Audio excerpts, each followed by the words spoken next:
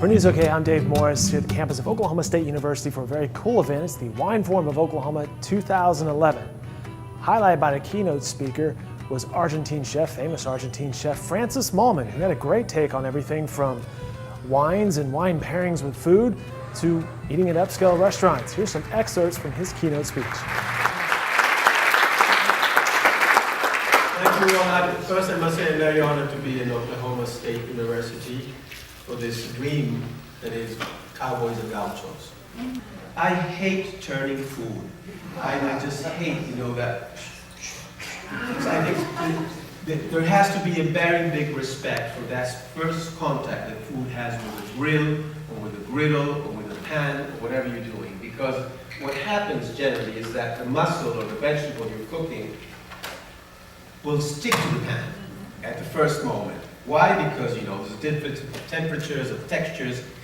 But once the food starts to be happy and being friendly with the pan, they will move away from it, and then you can move it. But anyway, even when I do a steak, let's say I'm doing a steak that will take 30 minutes to cook. I like to cook it 9 minutes on the first side, a bit like the lamb that we saw, and then turn it over and flip it just for the crust and to finish it. But we must respect that first fall of a fish, of a potato, of king crab, or a piece of meat in a griddle, or in a pan, or in a grill even. You don't want to move it. I tell my chefs, you didn't place it well, forget it. You can't move it. You have to leave it there. That's very important. I really believe that in life, we have to switch. We have to live and sleep sometimes under a tree, and sometimes in the best hotel in the world. And then we enjoy both. If we always sleep under the tree, it's a bit sad. If we always sleep in the very good hotel, it's sad too. I think that extremes are very important in life, and they go into cooking too. When I eat a piece of fish, and it's perfectly cooked, and it's perfectly fresh, and it just has salt, that it's the only thing it needs, really.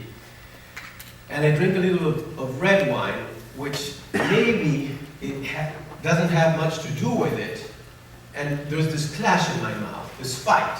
They are both trying to convince me who is better. Is there harmony? No, but they're both great. I can feel them, I enjoy them. But if I have a wonderful Riesling with my fish, yes, I do enjoy it, but it's boring. It's boring, it's too perfect, Why should we? I hate all these wine pairings. I think they're so arrogant. I'm sorry, I'm sorry about that, but there's this wonderful writer that you guys have called Nick Tosh. And he wrote one paragraph in one of his books about pairing wines, laughing about it, saying, that he was in this conference, this man said, oh, there's a little bit of iron, a little bit of pepper, and finally I found this little seaweed thing at the end. God's sake, what is that? Shut up and drink. Yeah, I'm sorry.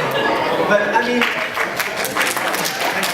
I was lucky enough some years ago to have lunch many times at Petrus with Mr. Mwex in Bordeaux. And I was sitting at his table, there was pouring Petrus, and I had a little bit left of one of them. And he said, finish it up. I'm going to give you another ear. He didn't even change the glass. I love that, And this is Mr. Petrus. So, and nobody talked about the wine during lunch. Nobody was saying, oh. We were all so happy drinking that wine. It was so good, but there was nothing to say. What can you say? So that's about harmony and eating. I rather have clashes in my mouth and opposites that are both very good, and that they fight to convince me that they're very good. The simpler the food is, the more difficult to achieve, because there's no hideaways. When you get to the restaurant, you have hundreds of things on the plate, you should be suspicious, because there's so many things hiding there, What do you want? You want a steak, a nice salad, 2 things on the plate, 3 things maybe, never more. And I love to use olive oil and herbs as little sauces maybe, but on the side as well, so you can choose if you want it or not.